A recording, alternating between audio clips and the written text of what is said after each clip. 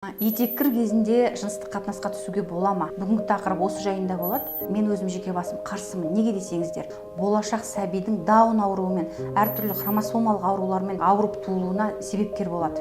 Бұларды өкінішке орай ешқандай емі жоқ. Етеккір кезінде жыныстық қатынасқа түсуге бола ма? Бүгінгі тақырып осы жайында болады.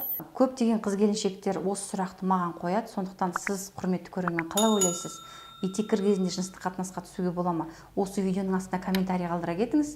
Ал мен сіздерге сексолог, гинеколог маман есебінде осы сұраққа жауап берейін. Негізінде етеккір кезіндегі жыныстық қатынасқа сексолог есебінде мен өзім жеке басым қарсымын. Неге десеңіздер, сексологиялық тұрғыдан әйел адам астық қанап жатқан кезде өзін комплексті сезінеді, өйткені астық қанап жатыр. Және ер адамда психологиялық тұрғыдан қанды көрген кезде травма алуы мүмкін. Және әйел оргазмды сезінбейді бұл кезде, өйткені жатыр мойны ашық болғандықтан оргазмды сезінбейді. Өйткені оргазмды сезінетін рецепторлар жатырдың мойнында болады. Ол жатыр мойны ашық болғаннан кейін әйел оргазмды сезінбейді. Екіншіден, гинекологиялық тұрғыдан етеккір кезіндегі жыныстық қатынас әйелге әртүрлі жыныстық жолмен жұғатын инфекциялардың жоғары қарай шығуына жол ашады. Өйткені жаңа айтып өткеніміздей жатырдың мойны ашық болады. Және эндометриоз сияқты аурулардың себебі болуы мүмкін. Өйткені етеккір кезіндегі жатырдың ішіндегі қан төмен қынапқа қарай ағу керек. Ал жаңа жыныстық қатынас кезінде сол жатырдың ішіндегі қан төмен ағудың орнына ары қарай керісінше әйелдің жатыр түтікшелеріне, одан ары қарай жатыр аналық безіне қарай ағуы мүмкін. Сондықтан ертең ол эндометриоз деген аурудың да себебі болуы мүмкін. Ал енді гигиеналық тұрғыдан өте ыңғайсыз, өйткені әйелдің астынан қан ағып жатады, төсек, әйелдің киім-кешегі бәрі былғанады. Ал діни тұрғыдан бұған барлық дін өкілдері қарсы.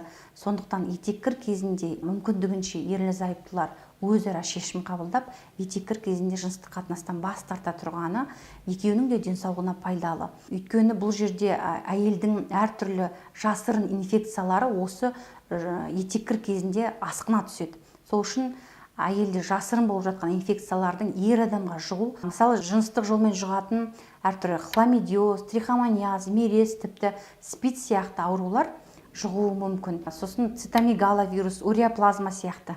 Осы аталып өткен инфекциялар болашақта бедеуліктің де себебі болуы мүмкін.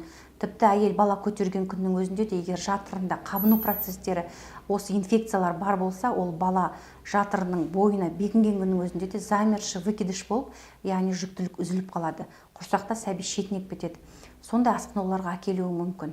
Ғалымдардың шалғай зерттеулері бойынша етеккір кезіндегі жыныстық қатынас болашақ сәбидің даун ауруымен, әртүрлі хромосомалық аурулармен ауырып туылуына себепкер болады. Мысалы, етеккір кезіндегі жыныстық қатынас болашақ сәбидің ауру болып туылуына, әсіресе даун, Тернер, Шершевский, Эдвардса сияқты хромосомалық аурулармен туылуына себепкер болады екен. Бұл қандай аурулар? Бұлар ешқандай емі жоқ хромосомалық аурулар, яғни әйелдің құрсағының ішінде сәби даму барысы кезінде хромосомалық деңгейде ауытқулар. Бұларды өкінішке орай ешқандай емі жоқ. Сырт келбеті сау болғанмен ол балалардың ақыл есі кем болады. Сондай ауруларға жаңа етеккір кезіндегі жыныстық қатынастар себепкер болуы мүмкін дегенде ғылыми зерттеулер бар. Сондықтан ерлі-зайыптыларға болашақта дені сау ұрпақ әкелгілеріңіз келсе, етеккір кезінде жыныстық қатынастан бас тартуға кеңес береміз. Етеккір кезінде әйел өзін қалай күту керек?